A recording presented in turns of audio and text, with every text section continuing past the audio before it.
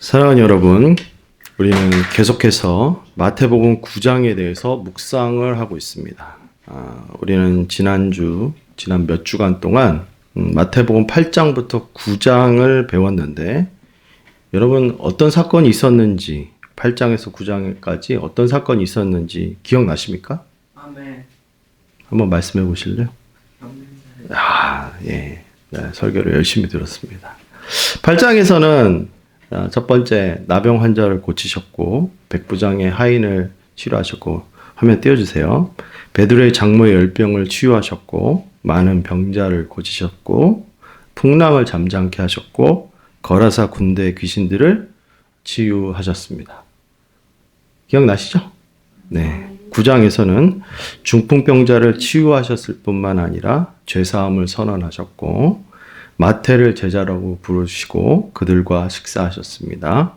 그리고 바리새인들과 금신 논쟁이 있었고, 지난주에는 야이로의 딸과 12년 동안 혈루증을 앓고 있었던 그 여인을 치료하셨던 것을 보게 됩니다. 이게 우리가 지난주까지 묵상했던 내용입니다.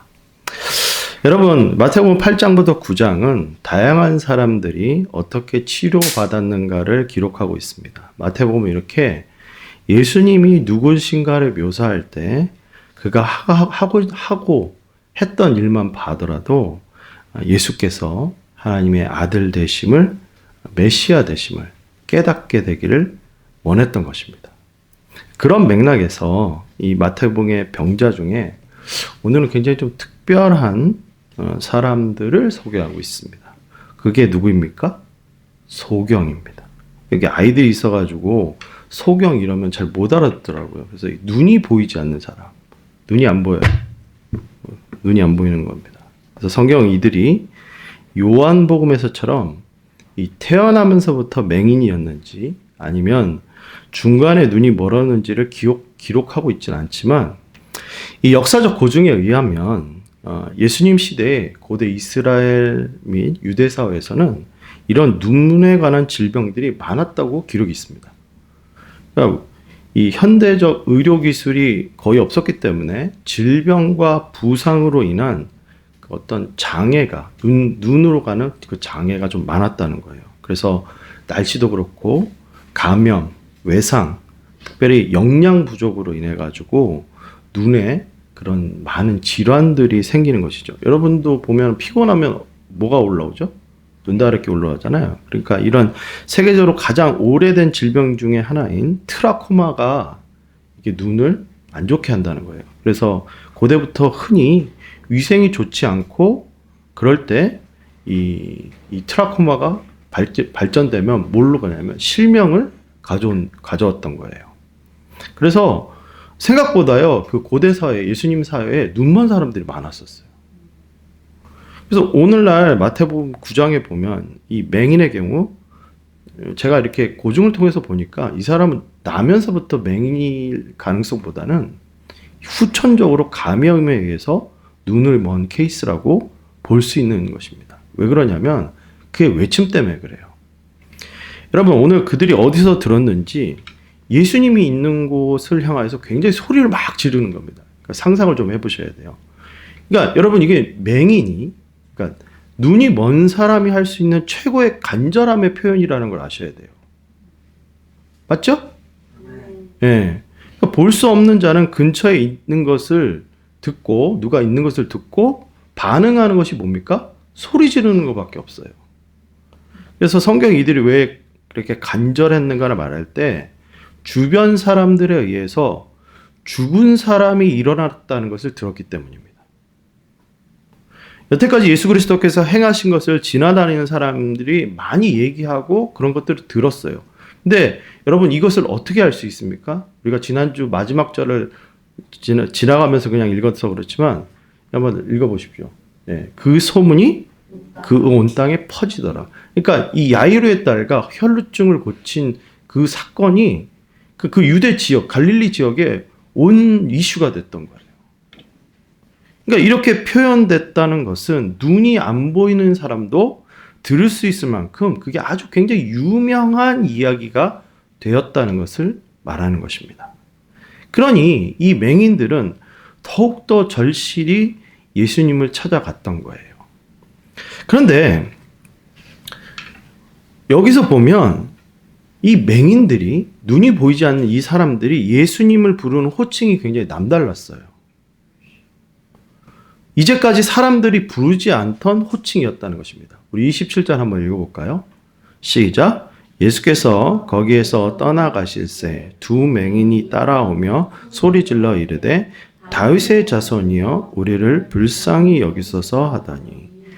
여기서 보면 다윗의 자손이여 우리를 불쌍히 여기소서 하며 소리를 질렀다는 겁니다. 누구라고요? 예수님을? 다윗의 자손. 적어도 여러분 이 표현이 어디서 나왔는지 알아야 이들이 후천적으로 맹인이 되었다는 것을 더 우리는 확고히 알 수 있습니다. 여러분 이 말이 어디서 나옵니까? 이사야서 35장에 보면 띄워주세요. 그때에 맹인들이 눈이 밝을 것이며 못 듣는 사람의 귀가 열릴 것이며, 이사야서 42장에 보면 나 여호와가 의로 너를 불렀은즉 내가 내 손을 잡아 너를 보호하며 너를 세워 백성의 언약과 이방의 빛이 되게 하려니 내가 눈먼 자들의 눈을 밝히며 갇힌 자를 감옥에서 이끌어내며 흑암에 앉은 자의 감방에서 나오게 하리라. 여러분 이 말씀이 어디에 있는 말씀인지 아십니까? 예수님께서 공생애를 시작하면서 선포했던 말씀이 바로 이사야서 42장 말씀입니다. 그러니까 이사야 선지자의 그 선포는 메시아 시대가 도래하면 귀머거리가 듣고 뭐예요? 소경, 못 보는 자들이 눈을 뜨게 될 거라는 선포를 하고 있어요. 이 맹인이 예수님을 보고 다윗의 자손이여라고 한 것은 여러분 우리가 흔히 말하는 어떤 립 서비스 그런 차원이 아니에요. 잘 들으셔야 돼요. 그러니까 예수님을 기분 좋게 하려는 의도가 아니라 그들의 깊은 믿음이 동반되었다는 것을 캐치해야 됩니다. 그러니까 이 맹인은 눈이 멀기 전에 성경을 이미 읽고 있었고 그 성경의 내용을 알고 있었던 것입니다. 그러니까 유대인들은 우리와 다르게 성인이 되기 전까지 약 만 15세가 되기까지 모세 오경을 비롯한 나머지 구약의 모든 성경들을 거의 머리에 외우고 다닙니다. 그럴 만큼 성경을 많이 외우고 많이 봅니다. 그러니까 맹인들의 표현은 자신들이 사람들의 말을 들은 것을 기반으로 지금 성경을 내용을 맞추어 보니까 예수 그리스도께서 다윗의 자손, 즉 이사야 선지자의 성경이 예언한 메시아라는 것을 그들이 깨달은 거예요. 포인트가 여기 있어요. 그러니까 그들이 깨달았고 그렇게 선포한 겁니다. 그럼 어떻게 할 수 있느냐? 여러분 이전까지 내용에 다윗의 자손이요라는 말이 전혀 안 나옵니다. 딱 여기서 나와요. 그리고 그 후에 나오는데, 사랑하는 여러분, 저는 이 부분을 좀 줌인, 그러니까 좀 우리가 이렇게 가까이서 자세히 좀 들여다봐야 한다고 생각하는데, 성경이 지금 우리에게 뭔가 지금 말씀하는 부분이 있어요. 그게 뭔가? 그 당시 많은 사람들이 예수님을 메시아로 깨닫거나 인식하지 못하고 있을 때, 그렇게 예수님을 그냥 선지자로 유명한 사람 정도로, 하나님의 사람 정도로 인식하고 있을 때, 그때 눈이 뜬 자들은 예수님의 일하심을 듣고도 몰랐는데, 눈이 먼 이 사람은 예수님의 이야기를 듣고 뭐 했다고요? 성경이 예언한 하나님이 보내시기로 한 구원자 대신 예수 그리스도를 메시아로 받아들였다 하면서 놀라고 있는 겁니다. 여러분, 이 부분 우리에게도 정말 오늘날 현대 교회인들에게도 많은 도전을 줍니다. 그러니까 어떤 부분인가를 살펴보면, 제가 엊그제 유튜브 쇼츠에 오늘날 한국 교회가 왜 힘을 잃고 있느냐, 몇 가지 이유를 설명하는 것을 봤는데, 그 이유가 참 재밌어요. 재밌는 것보다 뼈 아픈 겁니다. 제가 세 개를 보면은 보십시오. 넘겨주세요. 첫 번째, 물질 문명이 발달되면서 전보다 경제적으로 부유해졌기 때문이라고 설명하더라고요. 그 이유가 뭐냐? 한국 교회가 크게 영적으로 부흥했을 때가 언제였는가 보면 1960년대 가나안 때였다는 거예요. 그러니까 사람들이 마음이 부해지면서 하나님을 떠나기 시작했다는 거예요. 두 번째, 컴퓨터나 스마트폰의 발달로 하나님과의 소통이 멀어졌기 때문이라고 주장합니다. 그러니까 성도들의 모든 삶의 관심이 컴퓨터나 스마트폰으로 옮겨졌기 때문에 오늘날 한국교회가 이렇게 몸살을 앓고 있다는 거예요. 세 번째는 코로나 이후로 교인들이 하나님이 더 이상 우리의 삶의 고통과 문제 해결에 도움이 안 된다는 인식이 널리 퍼져서 기도의 능력을 상실했기 때문이라고 설명하더라고요. 근데 난 이게 굉장히 타당한 설명이라고 봐요. 그러니까 교회 공동체에서 왜 이렇게 좀 자꾸 정치 편향적인 얘기를 우위에 점하고 그런 얘기를 하냐 보니까 바로 하나님보다 세상의 권력을 더 의지하기 시작했기 때문이라는 거예요. 그러니까 상당히 저는 이 세 가지 얘기를 들으면서 굉장히 공감을 많이 했습니다. 그 외에도 몇 개 더 있었는데 저는 특별히 오늘날 우리 시대의 말씀을 깨닫는 이가 왜 이렇게 적은가 봤을 때 부와 컴퓨터와 스마트폰 그리고 정치적 시선을 우리가 빼앗겨서 복음을 못 보는 소경이 되었기 때문이라고 생각하는 것입니다. 내 삶도 보면 대부분의 시간에 어떤 유튜브와 쇼츠 뭐 이런 OTT 서비스에 할애되고 있는 것을 볼 때 이게 참 큰 문제다라는 걸 깨닫는 거예요. 성경은요, 육체적 소경보다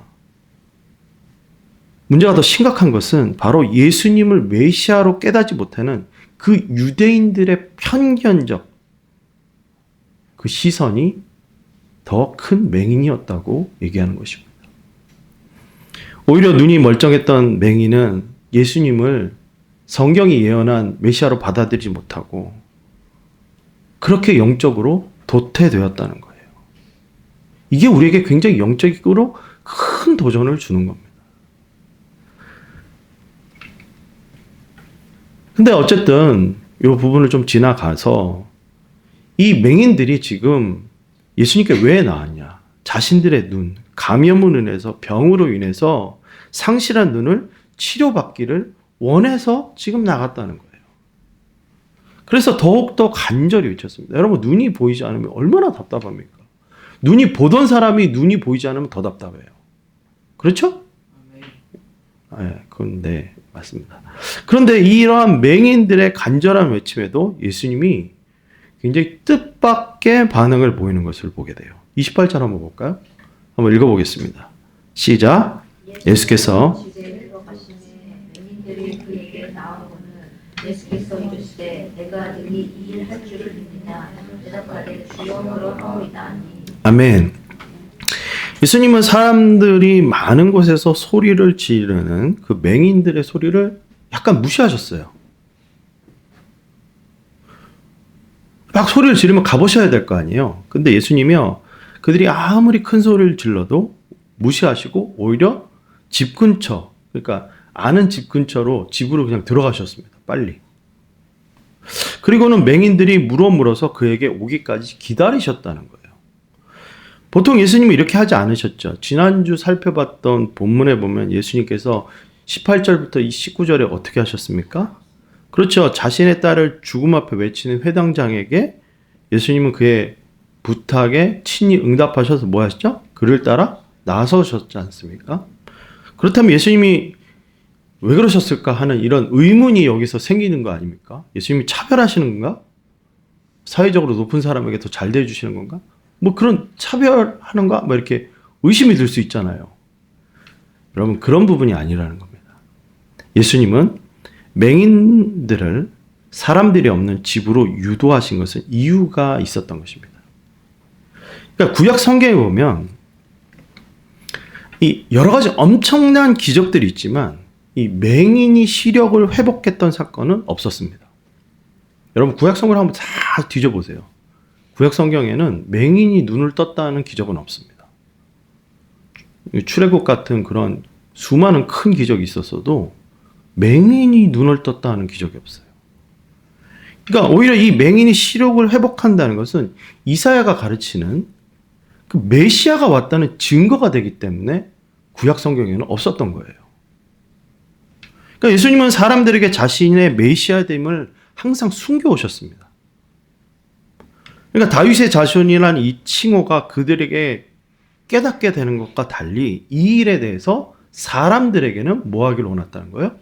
감추기를 원하는 예수님의 의도가 다분히 여기에 담겨 있었던 겁니다. 자, 예수님은 지금 이들의 적극적 도움의 요청에 대하여 다른 환자들과 다르게 이렇게 말씀하십니다. 뭐라고요? 예수께서 이르시되 내가 능히 이 일을 할 줄 믿느냐. 밑줄 봅시다. 내가 능히 이 일을 할 줄 믿느냐. 자, 한번 옆에 사람에게 얘기해 봅시다. 시작. 내가 능히 이 일을 할 줄 믿느냐.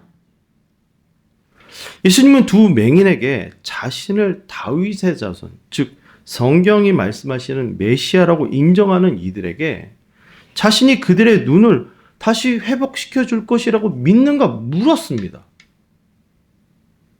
희한하지 않습니까? 여러분, 왜 예수님이 지금 이것을 두 소경에게 다시 질문하셨을까요? 아니, 믿는다고 얘기하는 거 아니에요. 또 질문했다는 거예요. 여러분, 지금 이 본문은요, 우리가 주의 깊게 살펴야 될 점이 있습니다. 그건 뭐냐? 예수님 지금 믿음이라는 것이 무엇인가를 설명하는 거예요. 그러니까 지금 이 본문을 읽는 이들에게 믿음의 본질이 무엇인지를 깨닫기 원하는 겁니다. 사랑하는 여러분, 믿음이 뭐라고 생각하십니까? 여러분, 도대체 믿음이 뭡니까? 히브리서가 믿음을 정의할 때 히브리서 11장 1절에 뭐라고 했습니까? 믿음은 바라는 것들의 실상이요 보이지 않는 것들의 증거라고 얘기했습니다. 그러니까 내가 바라는 것이 내 삶에 나타나는 것, 지금 보이지 않지만 보이게 할 수 있는 증거가 되는 것이 믿음이라고 하는데, 예수님은요 지금 믿음을 가진 자가 어떻게 현실에서 그 믿음에 대한 결과를 내 삶에 적용할 수 있는가를 물어보시는 거예요. 오늘 예수님은 이렇게 믿음을 설명할 때 뭐라고 얘기하냐? 믿음은 막연한 기대가 아니라는 겁니다. 구체적이라는 거예요. 그 구체적인 게 뭐냐? 바로 예수 그리스도의 인격과 능력에 나를 맡기는 것이 뭐예요? 믿음이라는 거예요. 그러니까 우리가 흔히 오해하는 것은 성도가 믿음을 발휘한다고 했을 때 내 안에 있는 어떤 에너지가 작용했다고 생각할 수 있지 않습니까? 뭐 그렇게 흔히 배워왔어요. 근데 지금 성경은 성도의 믿음이라는 것을 설명할 때 예수님께 기대어 받는 손처럼 그렇게 기능을 한다는 거예요. 그러니까 예수님이 주시는 것을 그저 받아들이는 것 같은 게 뭐예요? 믿음이라는 거예요. 그러니까 내가 무언가를 하는 것 대신에 예수님께서 모든 것을 하시고 나는 그저 감사하게 받기만 하는 것. 그게 바로 믿음의 실체라는 겁니다.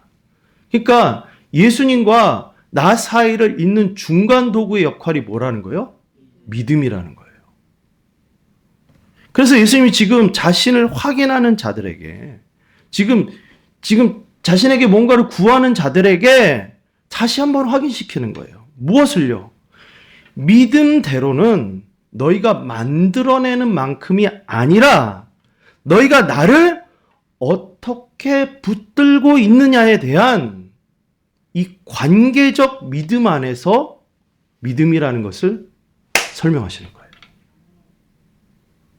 그러니까 예수님은 믿음이라는 걸 설명할 때 그리스도께 붙어 있는 은혜를 받는 수단으로서 믿음을 설명하는 겁니다.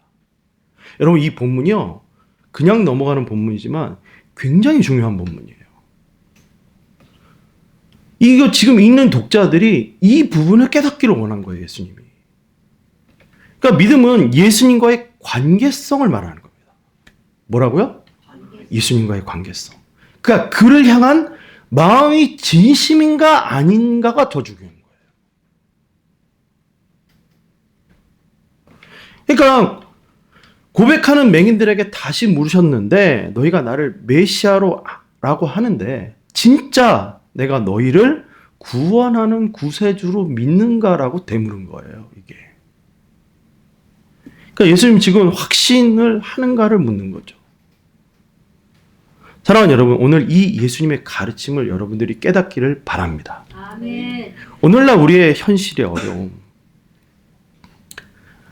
멀쩡한 이들의 시력을 잃어버려가지고 맹인이 된 것처럼 우리의 삶이 정말 때로는 이렇게 진퇴양난에 빠질 때가 있습니다. 저에게는 경제적인 면이요, 어떻게 보면 교회의 부흥이요, 사람들이 오는 것에 대한 문제요, 전도되는 문제요, 뭐 나아가서는 사명의 실현과 내가 소망하는 것들에 대한 그 하나님의 채워주심에 대한 믿음, 오늘 당장 전기세를 낼 수 없는 현실 앞에서 어떻게 삶의 이 부족함을 채우고 이 교회를 일으킬 것인가 하는 이런 실질적 문제들이 있지 않습니까? 하늘에서 감 떨어지기를 바라면서 기도하는 것이 능사가 아니라는 것입니다. 오히려 예수님은 그때 나에게 물으십니다. 수유라, 내가 능히 이 일을 할 줄 아느냐? 묻는 거예요. 정말 죄송한 얘기지만 내가 웬만하면 이해를 안 드는데 요즘 전사님의 인상을 보면 너무너무 가슴이 아파요, 제가. 정말 자식을 잃은 부모의 그 어머니의 마음으로 밤이고 새벽이고 기도하시는 모습을 보면 내가 다 미안해요. 그런데 요즘 그런 태산 같은 어려움을 가진 전사님에게도 오늘 예수님이 지금 물으시는 거예요. 내가 능히 이 일을 할 줄 믿느냐?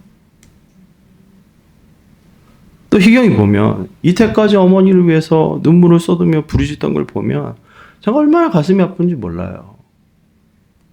우리 희경의 절규를 들을 때마다 제가 얼마나 마음이 미어졌는지 모릅니다. 개인적으로 좀 스승이라고 하는 사람이 아무것도 해줄 수 없을 때 진짜 힘들어요. 그런데 오늘 예수님은 이러한 희경에도 묻습니다. 내가 능히 이 일을 할 줄 믿느냐? 또 오랫동안 기도하면서 정말 어떤 때는 그런 표현도 해요. 정신이 나갈 것 같다고. 여러분, 기도가 길어지면 우리 집사람도 얼마나 답답하겠습니까? 오랜 기간 기도해도 바뀌지 않는 그런 현실 앞에 있을 때 포기하고 싶지 않겠습니까?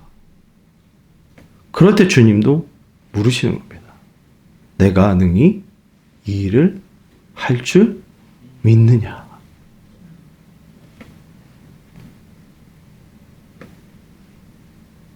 사랑하는 여러분, 제가 이 본문을 보면서 여러분은 잘 모를 겁니다.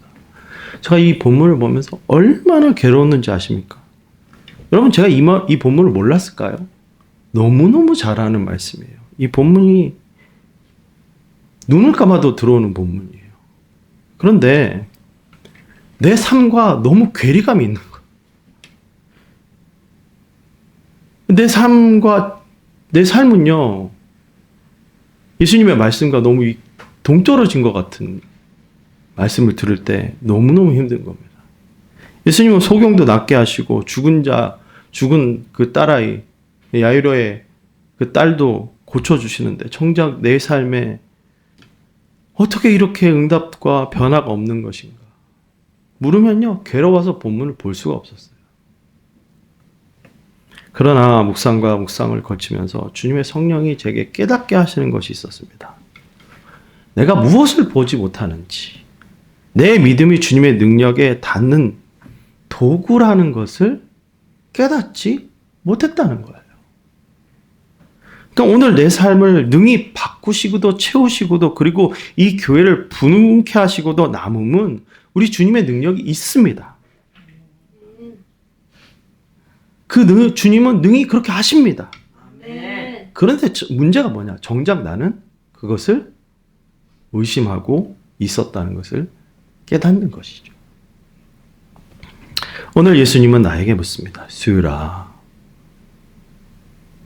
내가 능히 이 일을 할 줄 믿느냐? 저는 요즘 말씀을 보면서 기적이 넘치는 성경, 아무것도 일어나지 않는 나의 삶이 왜 이렇게 다른가? 이게 너무 괴로워요. 이게 헷갈릴 때가 있어요. 근데 성경은 분명히 기적이 상식이라고 말씀하는데 어찌 내 삶은 하늘의 은혜와 역사의 예수 안에서 이렇게 능력이 안 나타나는가 고민이 많이 돼요.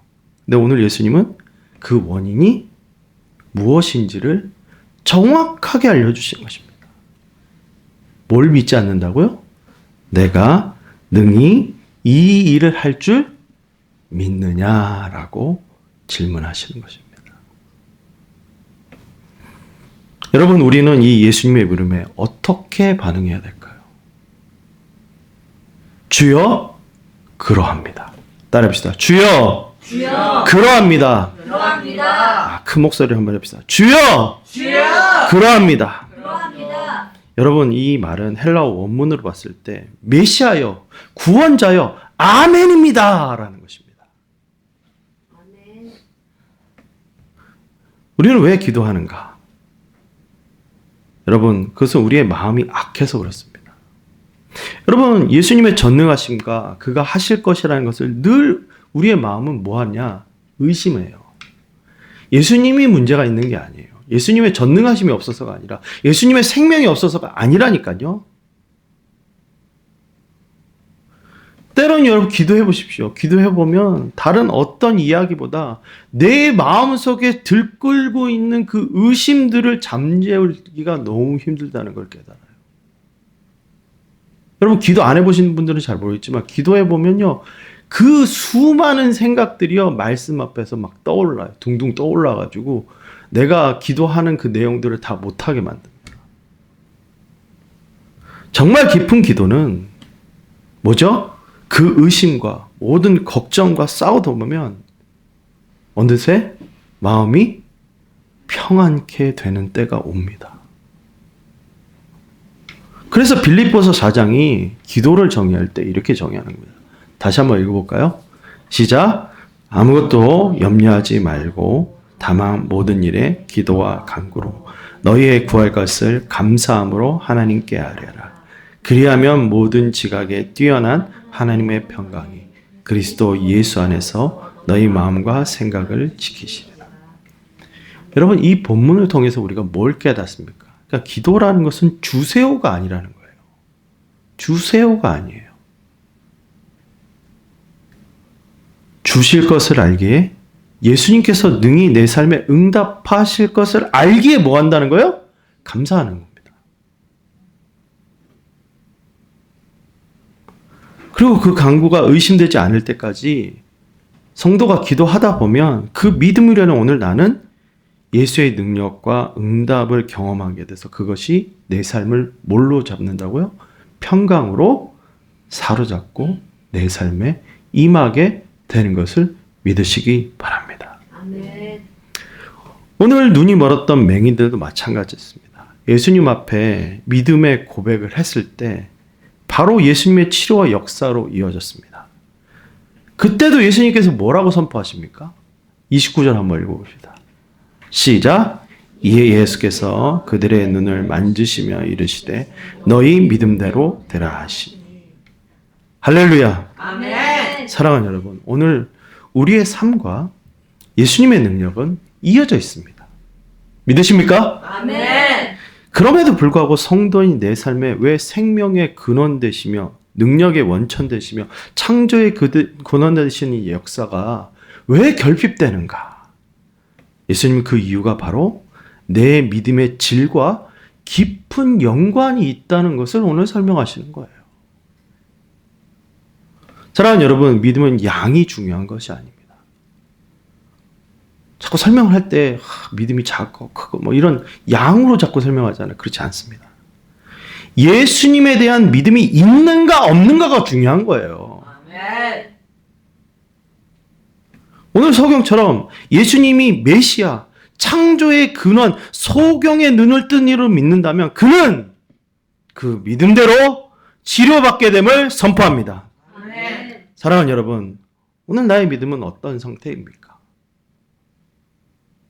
오늘 나는 주 예수 그리스도의 메시아 되심, 구원자 되심을 확신하십니까?